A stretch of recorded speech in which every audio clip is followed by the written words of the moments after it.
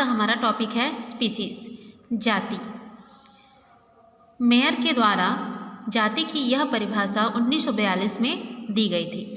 जाति आपस में संकरण करने या संयोग करने वाले जीवों की जनसंख्या या समष्टि होती है। तो यह जो परिभाषा है किसके द्वारा दी गई है? मेयर के द्वारा। कब? 1942 में। ठीक है, लेकिन यह जो परिभाषा है अभी तक ये पूरी तरीके से कंप्लीट नहीं है, यानी कि संतुष्टिजनक नहीं है।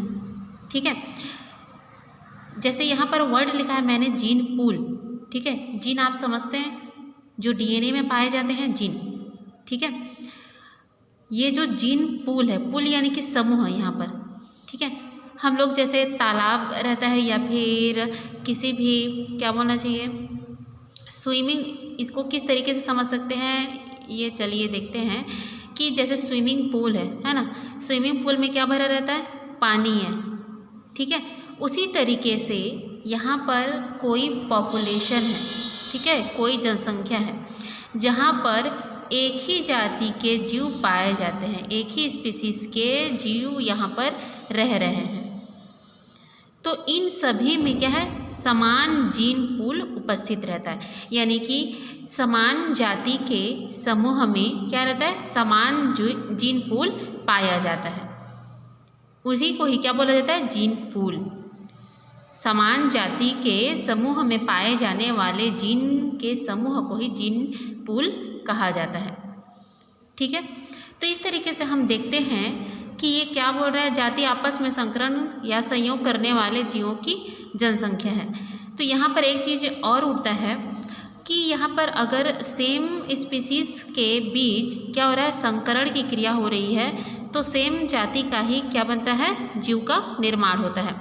लेकिन आपने मेंडल के जो प्रयोग है उसमें देखे होंगे कि एक ही जाति के विभिन्न गुणों वाले जब पौधों के बीच या फिर जीवों के बीच संकरण कराया जाता है तो एक क्या प्राप्त होता है? संकर, यानी कि एक हाइब्रिड प्राप्त होता है। ठीक है, एक हाइब्रिड प्राप्त होता है। तो इस तरीके से ये जो परिभाषा है संतुष्टिजनक नहीं है। ठीक है, यहाँ पर जीन पूल कंप्लीट हुआ। अब हम देख लेते हैं सब स्पीसीज। जो स्पीसीज़ है उसको डिवाइड किया गया है सब स्पीसीज़ में। सब स्पीसीज़ को हम लोग किस तरीके से समझ सकते हैं? यानी कि ऐसे जीव जो कि वातावरण के अनुसार, मतलब प्रत्येक क्षेत्र का जो वातावरण, जो पर्यावरण होता है, जो मौसम होता है, वो अलग अलग होता है। तो उसके अनुसार एक ही जाति का जो भी जीव होता है वो वातावरण चेंजेस के कारण, ठीक है, उसमें कुछ बदलाव आ जाते हैं, जिससे उसका नेचर, व्यवहार, ये जो सब है ये क्या रहता है? अलग हो जाता है पूरी तरीके से। ठीक है, यहाँ पर जैसे हम लोग कौवा जो है उसकी 3 प्रजाति देख रहे हैं। ये सभी क्या है? अलग अलग भागों में पाए जाते हैं। जैसे कि क्या है? ये भारतीय कौवा। ठीक है, सेकंड में कहते हैं बर्मी कौवा और थर्ड है इसका लंकाई कौवा। इन सभी का क्या है? मतलब वातावरण चेंजेस अलग अलग जगह पर पाए जाने के कारण इनको फिर से क्या है? 3 सब स्पीसीज में बांटा गया है। लेकिन रहने को क्या है? इनकी स्पीसीज जाति ये कौवों की ही जाति है। ठीक है, अगला हम लोग देख लेते हैं कॉन्सेप्ट ऑफ स्पीसीज, जाति की अवधारणा। इसमें फर्स्ट दिया हुआ है जाति की आकारिकीय अवधारणा, मॉर्फोलॉजिकल कॉन्सेप्ट ऑफ स्पीसीज, जो किसके द्वारा दिया गया है? लिनियस के अनुसार जीवों के एक समान समूह को जाति कहते हैं। यानी कि जीवों की ऐसी जाति जो कि मतलब लक्षणों में क्या है? समानता प्रदर्शित करते हैं, उनके समूह को ही क्या बोला जाता है? जाति कहा जाता है। लेकिन यह भी क्या है? अवधारणा संतुष्टिजनक नहीं रही। तो समय समय पर वैज्ञानिकों ने अपने अपने अनुसार जाति की परिभाषा दी है। अगला है जाति की जैव वैज्ञानिक अवधारणा, जो कि किसके द्वारा दिया गया है? मेयर के अनुसार। तो मेयर के अनुसार इसके सबसे पहले में ही हमने देख चुका है क्या है? जाति आपस में संकरण या संयोग करने वाले जीवों की जनसंख्या है। तो यह भी मैंने शुरू में ही कहा कि ये भी संतुष्टिजनक नहीं है। ठीक है, उसके बाद फिर से और एक अवधारणा दी गई जाति की जीनिक अवधारणा। तो इसमें क्या कहा गया है ये देख लेते हैं।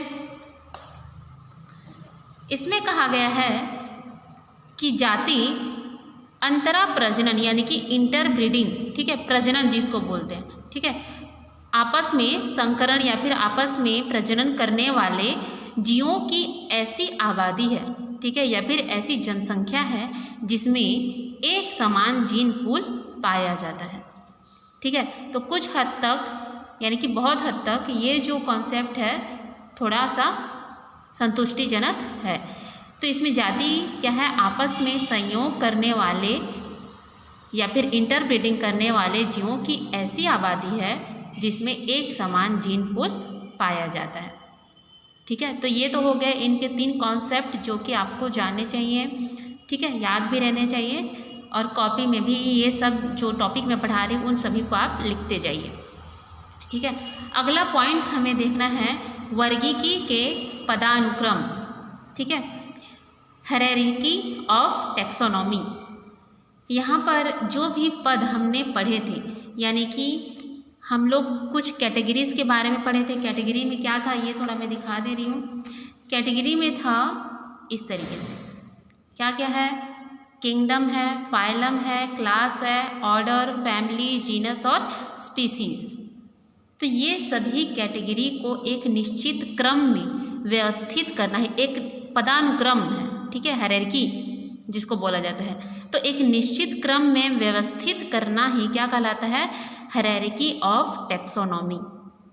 हम लोग जो ये किंगडम है इसे क्लास की जगह पे या फिर क्लास को किंगडम या फिर ऑर्डर को फैमिली, फैमिली को ऑर्डर के जगह पर ऐसे व्यवस्थित नहीं कर सकते। इन सब का एक क्या है, एक सीरीज़ है, एक क्रम है, उसी क्रम में इसको व्यवस्थित होना है और आपको एग्ज़ाम में भी इसी तरीके से इसको लिखना है, इसी क्रम में, ठीक है। ये ऐसा नहीं कि जो पहले याद आया उसको पहले लिख दिया, ऐसा बिल्कुल भी नहीं करना है। जैसा क्रम है उसी क्रम में इसको व्यवस्थित करना है।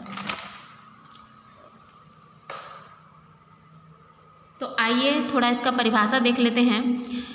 जीवधारियों के विभिन्न समूहों को यानी कि जो कैटेगरीज अभी हम लोग देखे हैं उन कैटेगरीज को उनके गुणों तथा विकास के आधार पर, ठीक है, गुणों तथा विकास के आधार पर एक श्रृंखला में व्यवस्थित करना ही हायरार्की ऑफ टैक्सोनॉमी या फिर वर्गीकी के पदानुक्रम कहलाता है, ठीक है। इस तरीके से है। अब हम देख लेते हैं जितने भी कैटेगरीज हैं उन सभी को एक एक करके थोड़ा सा डिटेल हम देख लेते हैं। जैसे कि यहाँ पर इसकी सबसे छोटी इकाई है, जो इसकी आधारभूत इकाई है वह है स्पीसीज़। हम लोग नीचे से स्टार्ट करते हैं ताकि ये समझ में आए ज़्यादा। स्पीसीज़ जिसको जाति कहा जाता है, यहाँ पर मैं क्या लिखी हूँ, Panthera leo, Panthera Tigris, Panthera pardus, ये तीनों ही क्या है, जातियाँ हैं, ठीक है, तीनों ही क्या हैं, जातियाँ हैं। पैंथेरा लियो भी एक जाति है, पैंथेरा टाइग्रिस भी एक जाति है और पैंथेरा पार्डस भी एक जाति है। तो पैंथेरा लियो के अंतर्गत क्या आते हैं, लायंस, क्या आते हैं, लायंस। पैंथेरा टाइग्रिस के अंतर्गत टाइगर और पैंथेरा पार्डस के अंतर्गत आते हैं लियोपर्ड यानी कि चीता, ठीक है। तो इस तरीके से सभी स्पीसीज़ जो हैं होते हैं। स्पीसीज़ जो है वो सिंगल होते हैं यानी कि इनमें और किसी दूसरे जीवों का समूह नहीं पाया जाता, ठीक है। इसीलिए इनको क्या है, आधारभूत इकाई बोला जाता है। ये सिर्फ क्या रहते हैं, सिंगल। पैंथेरा लियो में सिर्फ लायंस ही रहेंगे, टाइग्रिस में टाइगर ही रहेंगे, पार्डस में चीताज ही रहेंगे, ठीक है। इस तरीके से ये स्पीसीज़ को बताया गया है। अगला पॉइंट आता है इसमें, इसके मतलब ऊपर का जो वर्ग है उसे बोला जाता है जीनस, वंश। अब यहाँ पर हम देखते हैं कि जीनस किसका समूह होता है। जीनस बहुत सारे या फिर समान लक्षण और गुणों वाले स्पीसीज़ का समूह होता है, ठीक है। क्या होता है, समान लक्षणों व गुणों वाले स्पीसीज का समूह। ठीक है, समान लक्षणों व गुणों वाले स्पीसीज का समूह होता है। अब यहाँ पर मैंने एक वर्ड लिखा है पैंथेरा। ठीक है, यहाँ पर क्या है, पैंथेरा इसका जीनस है और लियो इसका क्या है, स्पीसीज है। ठीक है, तो उसी तरीके से अब यहाँ पर इन सभी को पैंथेरा, जैसे लियो है, टाइग्रिस है, पार्डस है, इन सभी को एक ही वंश में रखा गया है। ठीक है, एक ही वंश में रखा गया है। क्यों? क्योंकि इनके जो कुछ लक्षण और कुछ गुण क्या होते हैं, आपस में मिलते जुलते हैं, समान होते हैं। इस कारण से इनको एक ही जीनस में रखा गया है और उस जीनस का नाम है पैंथेरा। इसीलिए इनके जाति के आगे में क्या जुड़ा हुआ है, पैंथेरा। ठीक है, अब हम लोग देख लेते हैं, इस तरीके से ये हो गया। अगला जो कैटेगरी है वह है फैमिली। फैमिली जिसको बोला जाता है कुल। तो कुल भी क्या होता है, बहुत सारे जीनस का समूह होता है। यानी कि अब जीनस में भी क्या होगा, मतलब एक फैमिली के अंतर्गत बहुत सारे जीनस को रखा गया है। इसका मतलब यह है कि उनमें भी क्या है, समान लक्षण व गुण पाए जाते हैं। इसी कारण उनको एक फैमिली में रखा गया है। ठीक है, अब यहाँ पर देख लेते हैं एग्जाम्पल, जैसे कि लायन है, टाइगर है, लियोपर्ड है, चीता। ठीक है, इन सभी को क्या है, एक ही फैमिली फैलिडी में रखा गया है। एक ही फैमिली फैलिडी के अंतर्गत रखा गया है। क्यों? क्योंकि इन सभी में ऐसे गुण पाए जाते हैं जो कि समान होते हैं।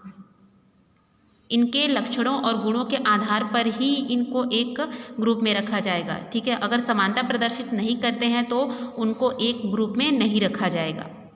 ठीक है, उसी तरीके से सेकंड एग्जाम्पल है इसका, डॉग एंड फॉक्स। जो लोमड़ियाँ हैं और जो कुत्ते हैं उनको भी एक ही फैमिली, ठीक है, कुछ समान लक्षणों के कारण एक ही फैमिली कैनिडी में रखा गया है।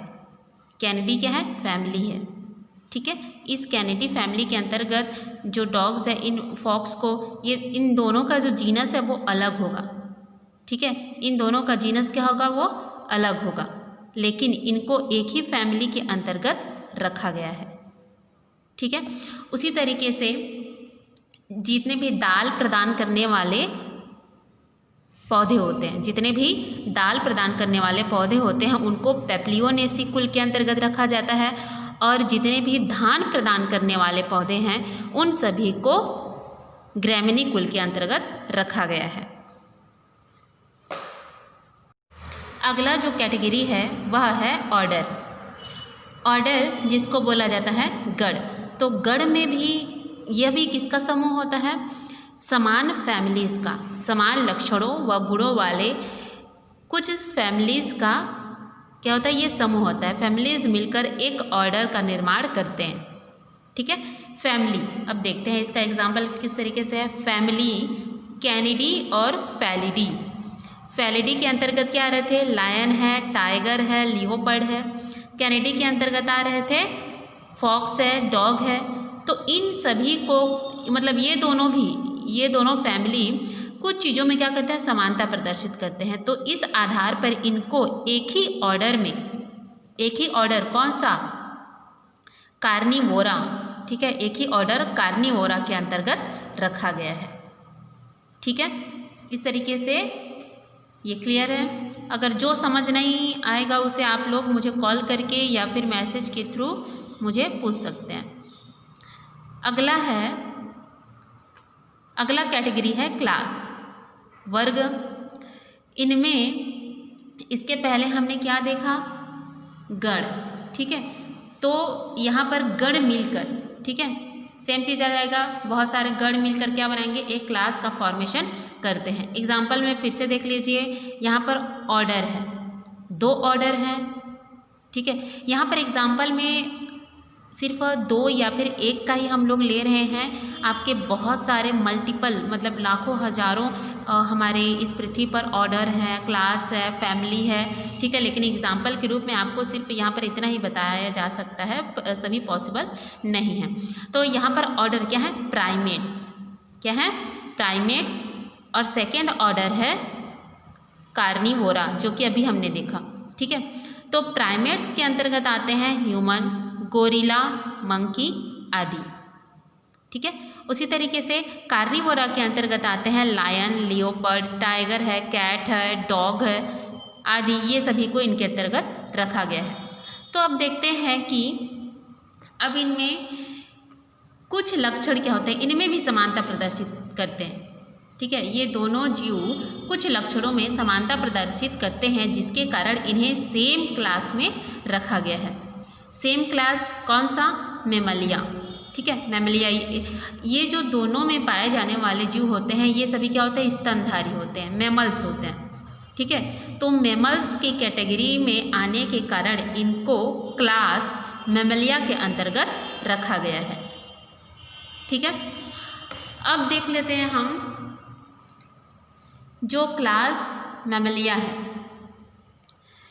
स्तनधारी जिसको बोला जाता है, इनको 3 सब क्लास में डिवाइड किया गया है, ठीक है।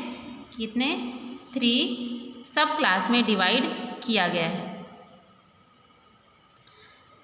पहला है प्रोटोथीरिया। क्या दिया है?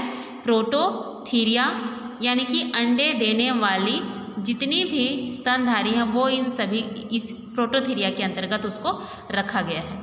स्तनधारी कई टाइप के होते हैं, अंडे देने वाले, अल्प विकसित बच्चों को जन्म देने वाले, पूर्ण विकसित। तो इसके आधार पर इनको फिर से अलग अलग सब क्लासेस में डिवाइड किया गया है। प्रोटोथीरिया के अंतर्गत जितने भी अंडे देने वाले जीव हैं उनको रखा गया है, जैसे कि प्लेटिपस, ठीक है। सेकंड में है मेटाथीरिया। मेटाथीरिया के अंतर्गत ऐसे जीव, ऐसे स्तनधारी आते हैं जो कि अल्प विकसित बच्चों को जन्म देते हैं, जैसे कि एग्जाम्पल में है कंगारू। नेक्स्ट है यूथीरिया। इसके अंतर्गत आते हैं जैसे कि पूर्ण विकसित बच्चों को ये जन्म देते हैं, ठीक है। एग्जाम्पल में है मनुष्य। तो इस तरीके से अगर, ठीक है, ह्यूमन को बोला जाए कि वह किस सब क्लास में आता है, तो हम लोग क्या बोलेंगे? यूथीरिया। उसका मनुष्य का क्लास क्या हो जाएगा? मेमलिया, सब क्लास यूथीरिया, ठीक है। सेम चीज़ कंगारू के साथ भी होगा। कंगारू का जो क्लास है वो होगा मेमलिया, लेकिन सब क्लास क्या होगा? मेटाथीरिया, ठीक है। समझ में आ रहा है? चलिए आगे बढ़ते हैं। अगला कैटेगरी है फाइलम, संघ। अब इसमें क्या है? इसके पहले हमने क्या देखा? क्लास। तो बहुत सारे क्लास आपस में कुछ समानता प्रदर्शित करते हैं, इस कारण से क्या है, एक संघ के अंतर्गत उनको रखा जाता है, ठीक है। यानी कि जैसे कि वह कशेरुक है कि अकशेरुकी है, इसके आधार पर उनको एक क्लास में एक फाइलम में रखा जाता है। यहाँ पर देखिए क्लास बहुत सारे हैं, जैसे कि एम्फीबिया है, ठीक है। एम्फीबिया आप लोग समझते होंगे, ठीक है। उभयचर। रेप्टेलिया है, यानी कि जो सरीसृप हैं। एवीज है, जो पक्षी वर्ग है। मैमलिया यानी कि स्तनधारी हैं। ये सभी क्या है? चारों क्लास हैं। चारों क्या हैं? क्लास हैं। लेकिन इनको, ठीक है, ये क्या है? कशेरुकी हैं, ठीक है। इनमें कशेरुक दंड पाया जाता है, ठीक है। इसके आधार पर इनको सेम फाइलम किस में रखा गया है? कॉर्डेटा के अंतर्गत, ठीक है। किसके अंतर्गत? कॉर्डेटा के अंतर्गत रखा गया है, ठीक है। अगला और लास्ट कैटेगरी है किंगडम, जिसे बोला जाता है जगत। अब ये जो जगत हैं ये 5 टाइप के होते हैं। कौन कौन से हैं? मोनेरा, प्रोटिस्टा, फंजाई, प्लांटी और एनिमेलिया, ठीक है। तो इस आधार पर इनमें ये किनका ग्रुप होते हैं? बहुत सारे समान लक्षणों और गुणों वाले संघ का, फाइलम का, ठीक है। ये फाइलम्स का ग्रुप होता है, ठीक है। यानी कि जितने भी प्लांट हैं उन सभी को प्लांटी के अंतर्गत, जितने भी फंजाई हैं उनको फंजाई के अंतर्गत, जितने भी एनिमल्स हैं उनको एनिमेलिया के अंतर्गत इस तरीके से रखा गया है, ठीक है। तो इस तरीके से हमारा जो 7 कैटेगरीज है यहाँ पर ये ख़त्म होता है। यहाँ तक आपका कॉपी कंप्लीट होना चाहिए। जो भी समझना है उसे आप मुझे पूछ सकते हैं।